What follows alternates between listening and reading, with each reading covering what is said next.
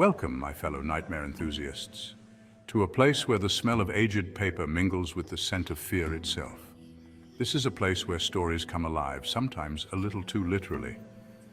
Tonight, we delve into the haunting tales of 3 haunted bookstores and their ghostly customers. These aren't your typical tales of creaking floorboards and flickering lights. These are stories whispered in the hushed tones of those who dare to browse after dark. Tales of phantom readers and cursed tomes. So lock your doors, turn off the lights, and let the shadows envelop you as we begin our journey into the unknown.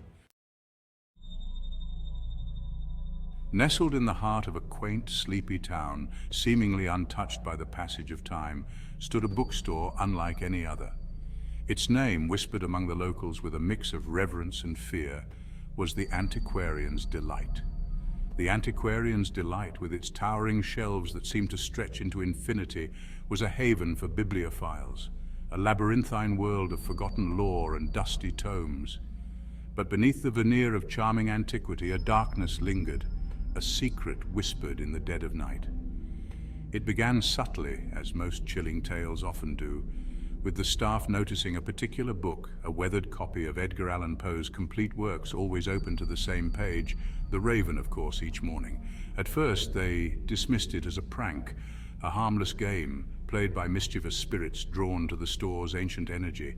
But as days bled into weeks, the unsettling pattern continued, the book always open, as if an unseen presence had spent the night lost in its pages. Then came the sightings. Fleeting glimpses of a shadowy figure, tall and gaunt, seated in the dimly lit corner, its face obscured by the darkness. Its eyes, however, seemed to gleam with an unnatural light. They said it always wore an old, tattered coat, its pockets seemingly overflowing with unseen books, their titles lost to the shadows. One night, as the last employee locked up, his heart pounding a frantic rhythm against his ribs, he could have sworn he saw the figure rise from its usual corner, a book clutched in its skeletal hand. Terror lent speed to his steps as he fled into the night.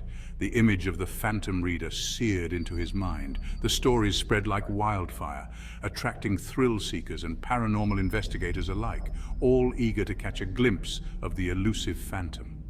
They would sit for hours, their eyes scanning the shelves, their cameras at the ready, hoping to capture evidence of the otherworldly presence.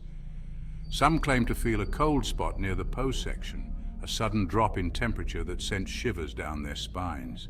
Others swore they heard the faint rustling of pages, the soft murmur of a voice reading aloud, the words indistinguishable, yet undeniably chilling. Some stories are best left untold. But the legend of the phantom reader lived on, drawing in those brave enough to step into the Antiquarian's Delight after dark, their hearts pounding with a mixture of fear and anticipation. For in the hushed stillness of the bookstore, among the countless tales bound in leather and ink, they knew they were not alone. The phantom reader, forever bound to the written word, continued his vigil, a silent guardian of the stories that whispered to life within those haunted walls. In a bustling city where skyscrapers scraped the sky and the cacophony of traffic never ceased, there existed a sanctuary for book lovers, a place called the Whispering Pages. From the outside, it looked unassuming, its worn sign barely noticeable amidst the neon glow of the city that never sleeps. But step inside, and you'd find yourself transported to a different world, a world of forgotten lore, musty paper, and hushed whispers that seemed to emanate from the very walls themselves. It all started subtly, like the faintest whisper on a windy night. Customers would pause, their brows furrowed in confusion as they strained to hear the source of the whispers that seemed to follow them through the narrow aisles. At first they dismissed it as their imagination, a trick of the mind playing games in the dimly lit space. But as the weeks turned into months, the whispers grew bolder, more insistent. They seemed to emanate from the books themselves, hushed conversations, snippets of dialogue, fragments of stories desperate to be heard. Some swore they heard their names being called, their blood turning to ice as they spun around, only to find themselves face to face with a wall of silent books. Others claimed that the books themselves moved, their pages rustling like 1,000 whispers, their covers opening and closing as if beckoning them closer. He's watching you. One chilling account involved a young woman, her fingers tracing the spines of a shelf filled with classic horror novels. As she reached for a worn copy of Bram Stoker's Dracula, she felt a cold breath on her neck, a whisper that sent shivers down her spine. She whirled around, her heart pounding in her chest, but there was no one there. The only sound was the rustling of pages, the faint echo of the whisper that seemed to linger in the air. News of the haunted bookstore spread like wildfire, drawing in paranormal enthusiasts and curious souls alike. They came armed with cameras and recording equipment, determined to capture evidence of the whispers, to prove that the impossible was in fact real, and they were not disappointed. EVP recordings captured disembodied voices, faint whispers that seemed to speak of long-forgotten tragedies, of love stories cut short, of secrets buried within the pages of the books themselves. Some whispered of a former librarian, her love for the written word so profound that her spirit remained trapped within the store's walls, forever bound to the stories she cherished in life. Others spoke of authors, their souls forever intertwined with their creations, their voices echoing through the ages, seeking an audience for their tales. Whatever the truth may be, one thing remains certain. The Whispering Pages was no ordinary bookstore. It was a place where the veil between the living and the dead was thin, where stories whispered to life and where the boundary between reality and imagination blurred with every turn of the page. Chapter 3. Tucked away on a cobblestone street, shrouded in perpetual twilight, stood the Cursed Tome Emporium, a bookstore with a name as ominous as its reputation.